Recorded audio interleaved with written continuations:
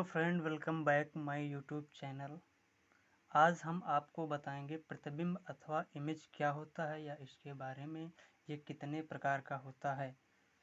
तो इस वीडियो को आप ध्यान से देखिए तथा अगर आप मेरे चैनल पर नए हैं तो मेरे चैनल को सब्सक्राइब कर दीजिए। तो आइए आज हम समझते हैं कि प्रतिबिंब क्या होता है। दर्पण के सामने किसी वस्तु को रखने पर हमें वस्तु की आकृति दिखाई देती है। इस आकृति को प्रतिबिंब कहते हैं। इसका अर्थ यह हुआ कि जब भी आप किसी वस्तु को दर्पण के सामने रखते हैं तो उस दर्पण में वस्तु की आकृति दिखाई देने लगती है। तो जो वो आकृति दिखाई देती है उसे ही प्रतिबिंब कहते हैं। मान लीजिए ऐसे ये एक आपका दर्पण है और यहाँ पर एक वस्तु रखी है। तो जब ये वस्तु दर्पण के सामने रखते हैं तो यहाँ पर एक इसका प्रतिबिंब बनता है। तो इसे हम ही प्रतिबिंब कहते हैं। ये आपकी वस्तु हो गई, ये इससे इसका प्रतिबिंब बन रहा है, ये आपका प्रतिबिंब बन गया। तो इससे यह समझ में आया कि जब किसी वस्तु को दर्पण के सामने रखते हैं तो उसका प्रतिबिंब दिखाई देता है या बनता है उस दर्पण में, तो उस आकृति को ही प्रतिबिंब कहते हैं। आइए आप समझ लेते हैं कि प्रतिबिंब की परिभाषा क्या होती है। तो आइए समझते हैं प्रतिबिंब की परिभाषा क्या होती है। दो या दो से अधिक प्रकाश की किरणें वस्तु के किसी बिंदु से चलकर दर्पण से परावर्तन के पश्चात जिस बिंदु पर जाकर मिलती हैं या मिलती हुई प्रतीत होती हैं उसे वस्तु का प्रतिबिंब कहते हैं। अर्थात इसका मतलब यह हुआ कि दो या दो से अधिक प्रकाश की किरणें वस्तु के किसी बिंदु पर चलती हैं। वही जो दर्पण में बताया था, जब किसी दर्पण के सामने किसी वस्तु को रखते हैं तो यानी कि जब उस वस्तु को रखेंगे तो उसकी किरणें उस दर्पण से जाकर परावर्तन के पश्चात उसी बिंदु पर जहाँ पर मिलेंगी उसे वस्तु का प्रतिबिंब कहते हैं।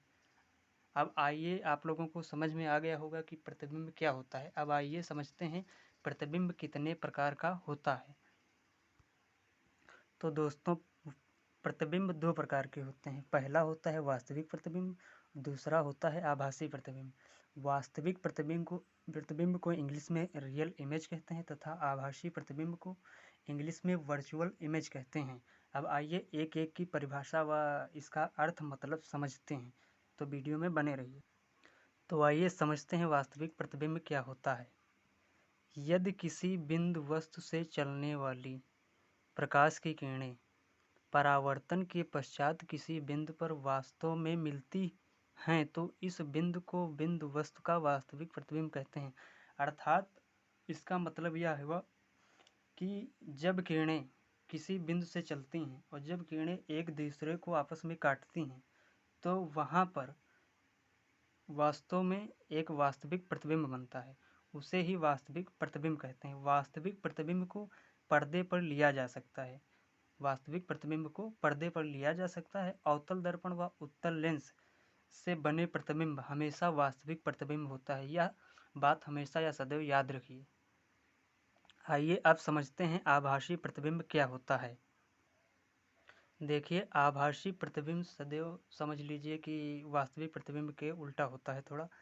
यदि किसी बिंदु वस्तु से चलने वाली प्रकाश की किरणें परावर्तन के पश्चात किसी दूसरे बिंदु से निकलती हुई प्रतीत होती हैं तो उसे बिंदु वस्तु का आभासी प्रतिबिंब कहते हैं।